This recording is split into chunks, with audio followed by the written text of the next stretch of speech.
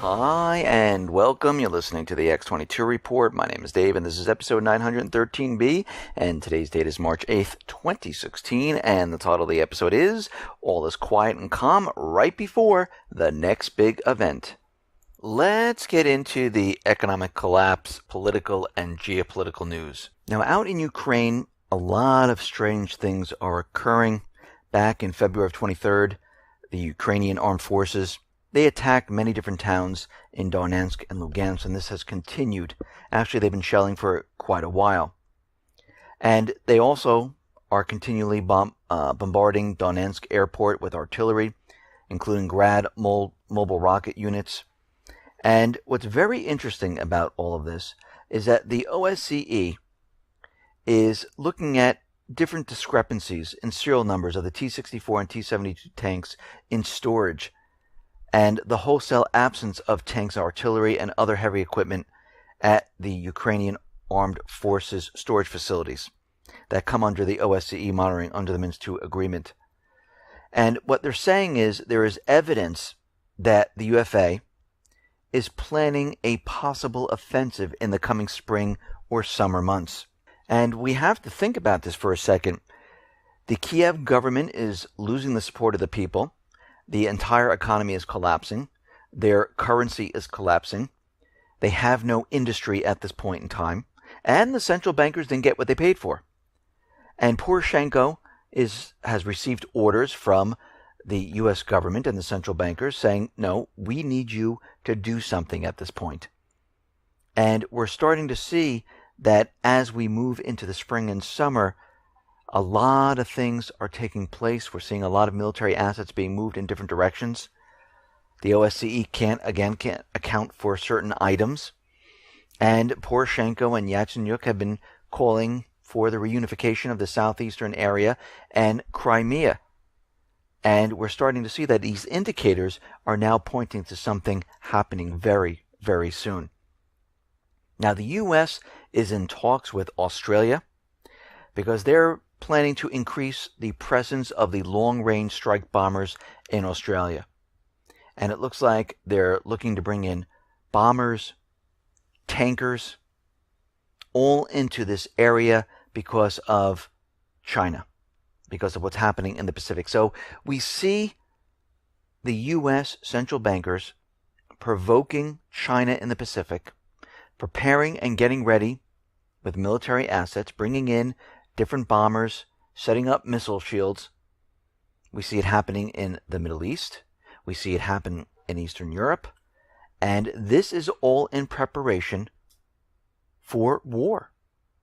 Now, they're going to do whatever they have to push war.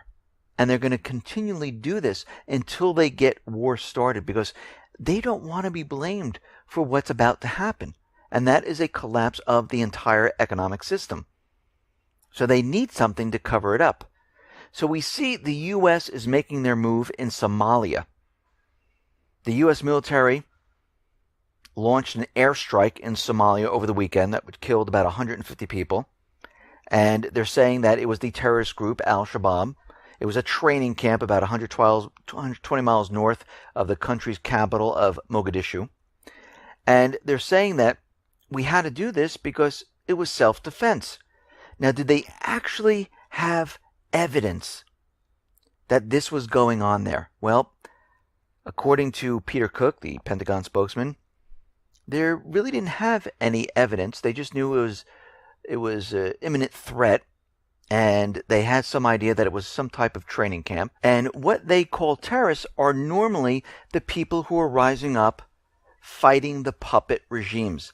We see this in Ukraine, for example.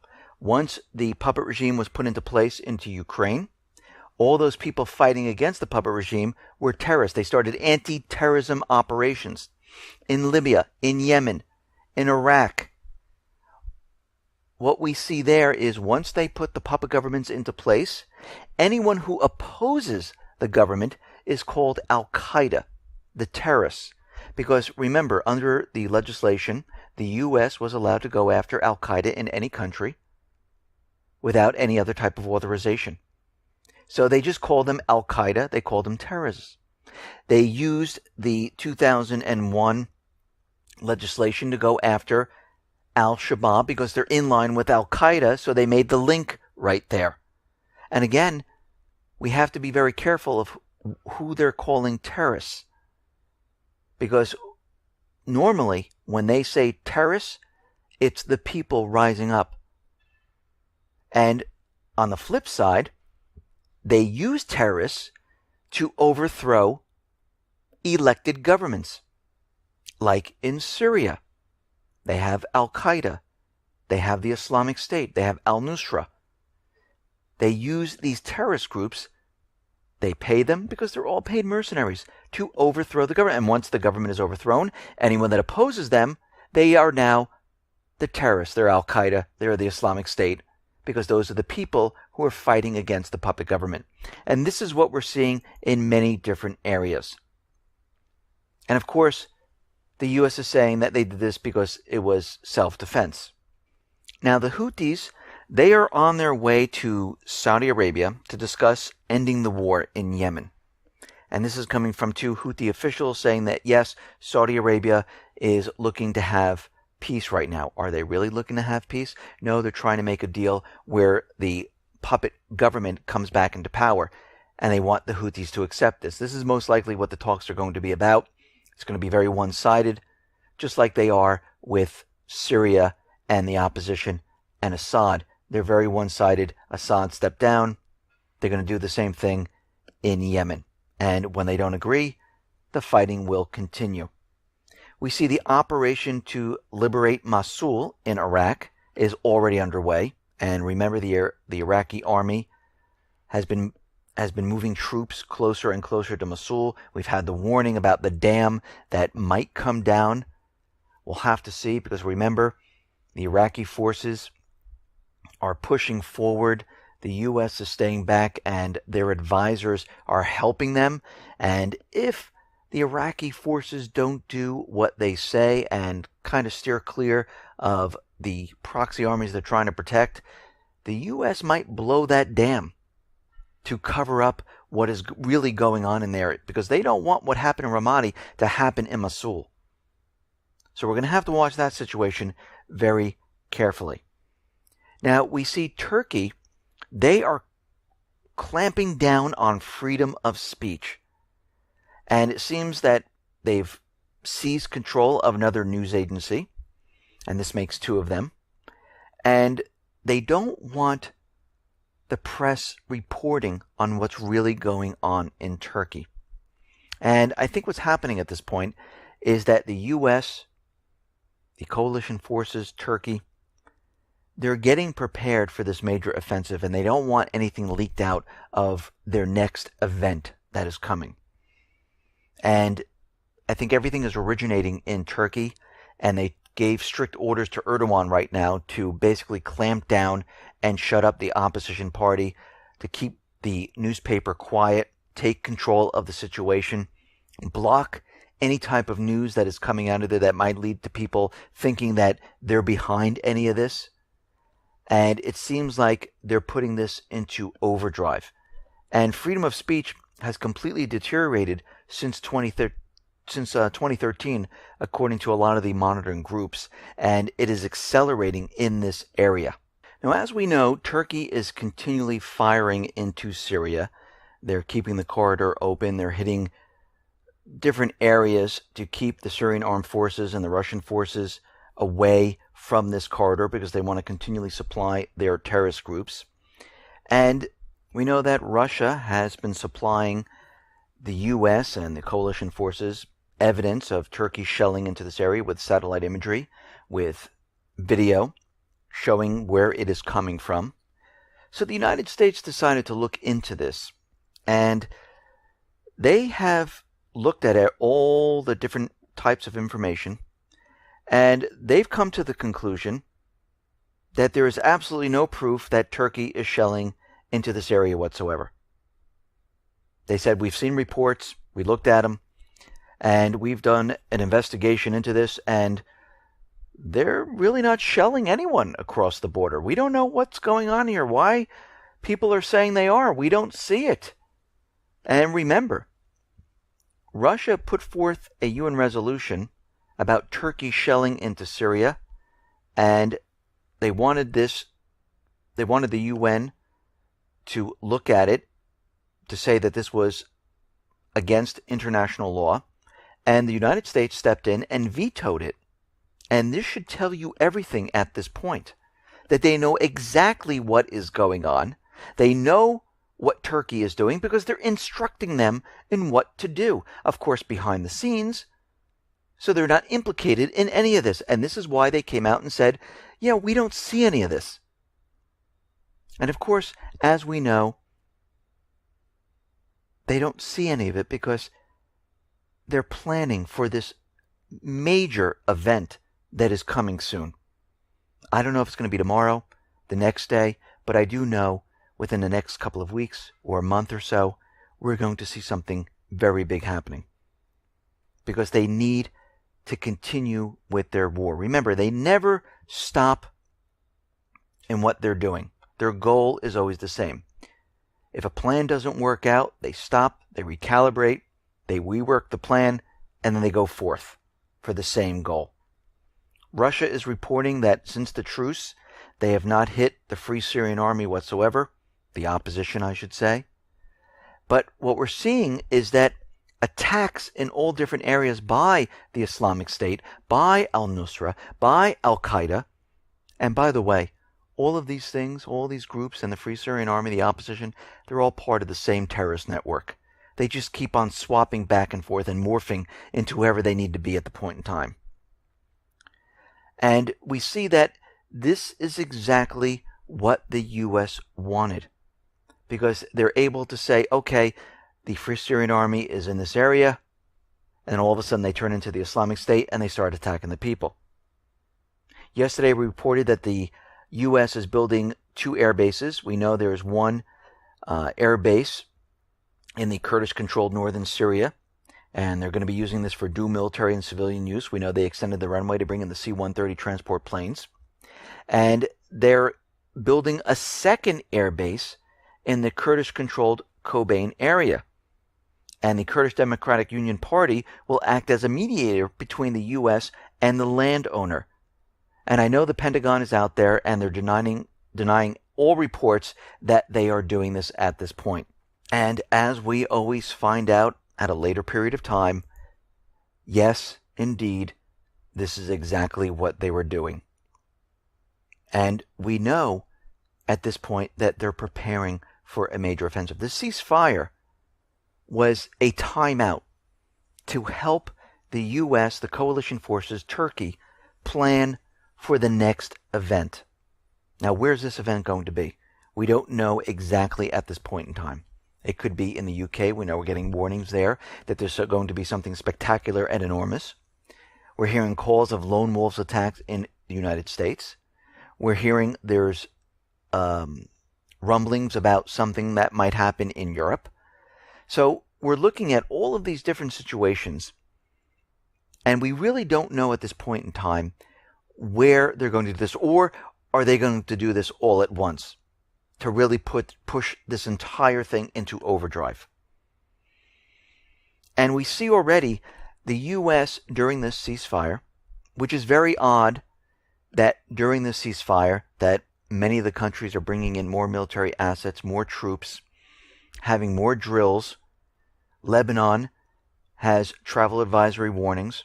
Diplomats from United Arab Emirates, Qatar, Saudi Arabia, etc. are leaving this area. We see the Islamic State being airlifted to different areas like Jordan. We see the Islamic State morphing into the Free Syrian Army, back into the Islamic State. We see all the border areas where the Islamic State once held, now they're held by the Free Syrian Army. And the Free Syrian Army is basically back in full force once again. They kind of disappeared, and now they're reappearing once again and making sure that they have control of all the different areas, because they know Russia will not bomb these areas now. And we can see at this point that they're going to be pushing this next plan full force. The Kurds now are reporting that the Islamic State, Al-Qaeda, Al-Nusra, the terrorist groups, they're using yellow phosphorus in chemical attacks in different areas in Syria. And once again, we have the terrorist groups using these type of weapons. And every single time the U.S. comes out and blames it on Assad, and we come to find out always later on that it wasn't Assad, it was really the terrorist groups which are controlled by the United States government, central bankers, Israel, the coalition forces. Now, Obama is sitting in on a Pentagon plan to attack the Islamic State in Libya. We know it's not the Islamic State they're going to be attacking. It's going to be the elected government and the people of Libya. And they have received an extensive list of military options. And they're calling on the unity government.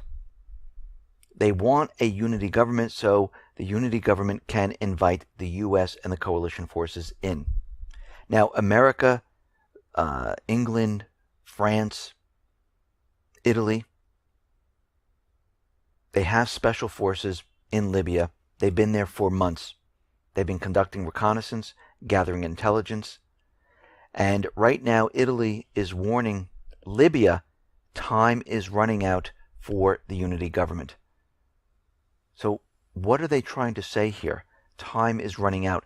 If the elected government and the parliament says, no, we do not want a unity government, what are they going to do? Well, we know what they're going to do. They're going to invade Libya. They rather have it where the unity government invites them in, but if all the diplomatic bargaining completely falls apart and they can't convince the government in Tripoli to accept this, they will be forced to accept it or they'll be wiped out. And we can see this is what's been building. This is already baked into the cake. It's planned. It's ready to go. Everything is being prepared and ready. And most likely, in the next couple of weeks, in a month or so, maybe even sooner, we're going to see the Middle East light up. Because we can see at this point, United States government central bankers, the private Western central bank countries, they're becoming desperate. They cannot wait any longer. They need to push this war forward. They need an event because no one is believing anymore. No one is on board with their agenda. They will need to convince everyone that we need to go to war. And the only way at this point in time to convince the world that we, the people, need to go to war and fight for their system, their paper and ink, they need to create some type of horrific event. They need something so terrible that you will not have any type of questions in your brain. You'll just say, yes, we need to go get them. Yes, we need to go fight. How dare they destroy our cities? How dare they use chemical weapons? How dare they use biological weapons? How dare they ruin our financial system? This is what they're preparing to do. And it either go big or go home. Because a small event will not do it today. If you notice, all the small events that they're having, they're losing traction. And they know this. Now, we know this is going to be an inside job. We know this is not going to be the Islamic State. It's not going to be Al-Qaeda. It's not going to be Al-Nusra. It's not going to be Russia. It's not going to be China. Because we know the terrorist groups are controlled by the U.S. government. They're paid. They're not going to do this. We know Russia and China have absolutely no reason to do this at this point. Because economically, everything is shifting from the west to the east. They're preparing to create this entire new system. And there's no reason for them to go ahead and start war. If Russia wanted to do it, they would have done it in Ukraine a long time ago. Actually, if we went back to 2013, they had the perfect opportunity.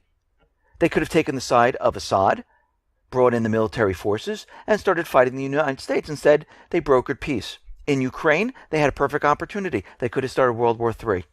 Instead, they brokered peace. Same thing here in Syria. Once again, they came in and they said, we're going after the terrorists. Then they brokered peace. So if they really wanted to, they could have done it so many different times, which shows us this is not what they're thinking of. This is not what they're looking to do. Remember, NATO, the U.S., they moved military assets into the region first to provoke Russia into creating and placing their military assets into position. The same thing out in the Pacific. Remember, Obama came out and said, we're going to encircle China. Carter went around making deals, placing missile systems all around China. They're bringing in bombers into Australia. This whole thing is a complete setup for war. And they're going to need this event. Listen, everyone, thanks a lot for listening. Be well, be safe, and especially be prepared. Thanks a lot.